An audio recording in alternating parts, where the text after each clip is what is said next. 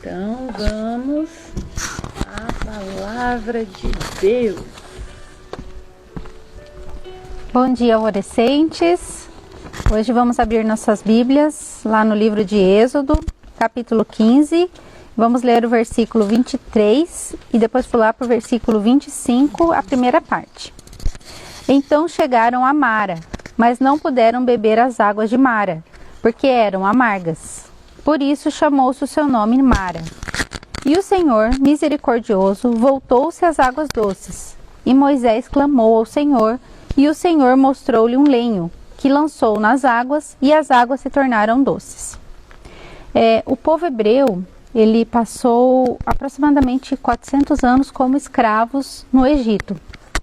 Mas o Senhor os libertou dessa situação de forma milagrosa e os conduziu através do deserto. Abriu o Mar Vermelho e destruiu também o exército egípcio. Mas quando eles chegaram nessa região cheio de água, eles estavam com muita sede. Só que ao experimentar a água, essas águas eram amargas, por isso o nome Mara. Só que o povo hebreu, em vez dessa situação difícil, olhar para o Deus de misericórdia, eles preferiram olhar para a situação difícil, para a sede e para a impossibilidade de beber essa água. Mas ainda bem que eles não estavam sozinhos. Junto com ele tinha Moisés. E Moisés agiu como um intercessor. E Moisés, ao invés de olhar para a situação difícil, preferiu olhar para o Senhor. E ele interviu e o Senhor tornou a água amarga em água doce. E assim também é hoje na nossa situação, hoje aqui na nossa realidade de vida. Nós também temos um intercessor diante de Deus, que é Jesus. Quando estamos com uma situação difícil, devemos olhar para Cristo e não para a situação difícil. Para finalizar essa mensagem, eu gostaria de conversar um pouco sobre o testemunho de um médico chamado Viktor Frankl. Ele nasceu no início do século XX e ele foi um famoso neuropsiquiatra ali na região de Viena, na Áustria. Ele foi o criador da logoterapia, que foi conhecida como a terceira escola de Viena na psicanálise. A primeira é de Sigmund Freud, a segunda é de Adler e a terceira é de Viktor Frankl. E essa logoterapia é baseada no propósito de vida. Só que como Viktor Frankl ele era um judeu, ele foi encaminhado para campos de concentração.